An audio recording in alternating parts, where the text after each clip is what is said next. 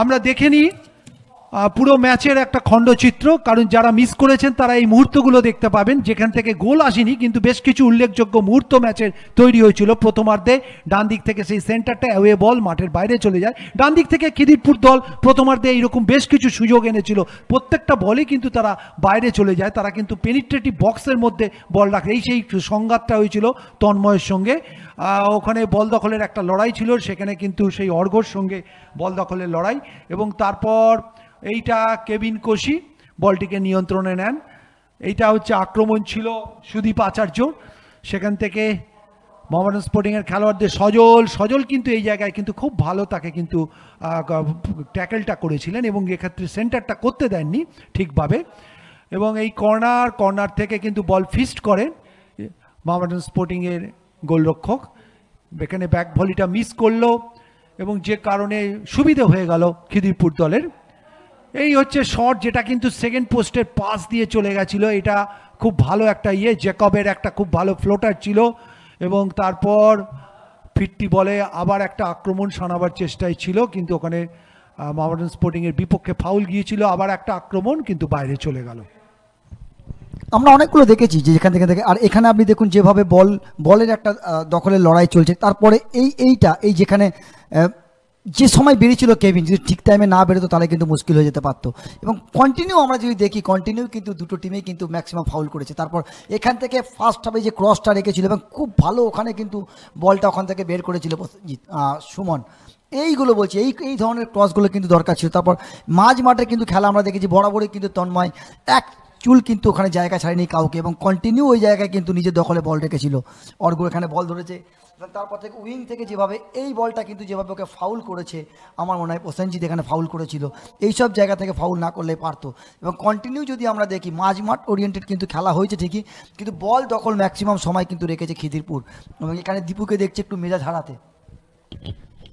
প্রথমার্ধের পর দ্বিতীয়ার্ধে পরিবর্তক খেলোয়াড় হিসেবে আসার পর শিবম মুন্ডা কিন্তু একটা খুব কার্যকরী ভূমিকা নিয়েছিল, এক্ষেত্রে খুব ভালো একটা স্লাইডিং ট্যাকল ছিল, নইলে কিন্তু বিপদ হয়ে যেত প্রসেনজিতের।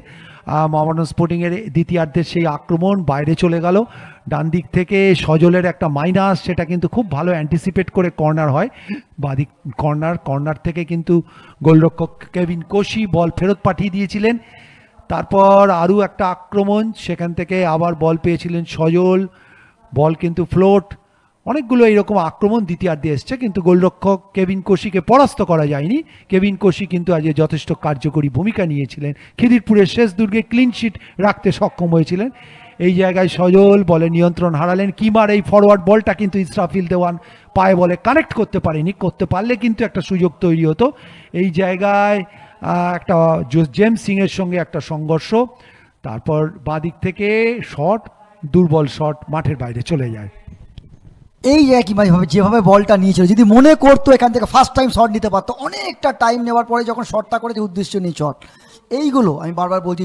এখানে যেরকম জেমস বল ধরেছে, নিজেদের আয়ত্তে রেখে সামনের দিকে এগোনোর চেষ্টা করছে, কিন্তু ইসরাফিলকে থেকে একটা জিনিস ভালো লেগেছে যে ও কিন্তু প্রত্যেকটা বলের জন্য ঝাঁপাচ্ছে এবং উইন করার চেষ্টা করছে। এখানে সজল বডি কন্ট্যাক্ট একটা গেম হয়েছে, কিন্তু এখানে ফাউল হয়েছে, ওটা আমি কোথাও মনে হয় যে এই শটগুলো নেওয়া উচিত ছিল। এখানে কিন্তু আমরা দেখতে পাচ্ছি যেভাবে সামনের দিকে এগোচ্ছিল মুমিনের কিন্তু এখানে বলটা ধরা উচিত ছিল। আর এই সেই কর্নার, যে কর্নারটা কোনো রকমভাবে বলটাকে বাঁচিয়েছে এখানে কেভিন, নইলে কিন্তু গোল হয়ে যেতে পারতো। দুর্দান্ত সেভ ছিল, এবং তারপর কেভিন কোশি কিন্তু আরও একটা বল ধরলেন বাঁদিক থেকে। এই ক্ষেত্রে কিন্তু যেটা একটা ডিফ্লেকশন ছিল, এবং সেক্ষেত্রে কিন্তু ওই শটটা কিন্তু শিবম ঠিক মতো নিতে পারেনি, শিবম মুন্ডা, এবং এইটা সেই গোলের একটা মুহূর্ত যেখান থেকে ট্যাকেল, যেটা অসাধারণ একটা ট্যাকেল করেছে দীপু হালদার, এবং এটা বলা যায় আজকের ম্যাচের সেরা ট্যাকেল আমি বলবো, এবং এই জায়গায় কিন্তু অবধারিত গোল বেঁচেছে। গোল করার মতো সুযোগ এই দুটো ক্ষেত্রে কিন্তু খিদিরপুর দলের কাছে এসেছিল। দূরপাল্লার শট, এটা কিন্তু বাইরে চলে যায়, গোলে থাকলে কিন্তু বিপদ তৈরি হতো।